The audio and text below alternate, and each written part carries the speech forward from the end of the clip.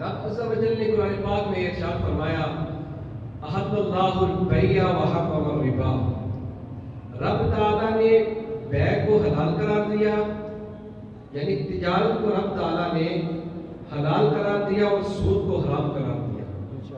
پھر رب عز و جل نے ایک اور مقام پر ارشاد فرمایا کہ یا ایھا الذین آمنوا اتقوا اللہ وذروا ما بقی من الربا ان کنتم مؤمنین۔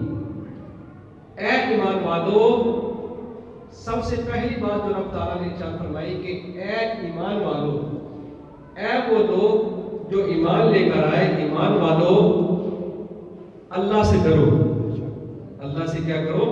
ڈرو۔ وَذَرُوا مَا بَقِیَ مِنَ الرِّبَا، اور جو سود باقی رہ گیا ہے اس سے بچو، ان کنتم مؤمنین، اگر تم ایماندار ہو۔ یعنی رب تعالیٰ نے سود سے بچنے کا حکم ان کو دیا کہ جو لوگ ایمان لے کر آئے، فرمایا کہ اگر تم ایمان والے ہو، ایمان لے کر آئے ہو، تو پھر تم کیا کرو؟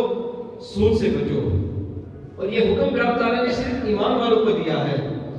اب انسان عمومی طور پر اس لیے پریشان ہوتا ہے کہ اسے جب سود میں کئی اضافے نظر آتے ہیں تو وہ یہ سمجھتا ہے کہ اگر میں سود کی طرف متوجہ نہیں ہوتا، سودی کاروبار اگر میں نہیں کرتا تو شاید میرا کتنا بڑا نقصان ہو جائے، شاید میرا کتنا بڑا نقصان ہو جائے۔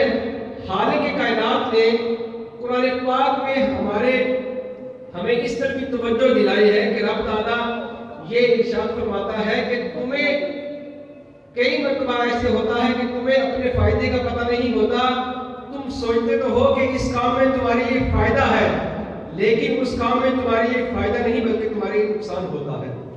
اور جس کام کے بارے میں تم سوچتے ہو کہ اس کام میں تمہاری نقصان ہے، اس کام میں تمہارے نقصان نہیں بلکہ تمہاری اس میں فائدہ ہو جاتا ہے۔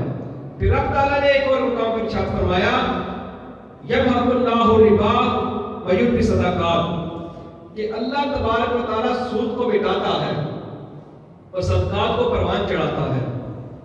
یعنی سود جو ہے یہ ایک ایسا وبال ہے کہ رب تعالیٰ اس میں برکت نہیں دیتا، سود کو رب تعالیٰ مٹا دیتا ہے، اور صدقات جو ہے رب تعالیٰ ان کو پروان چڑھاتا ہے، ان میں رب تعالیٰ برکت عطا فرماتا ہے۔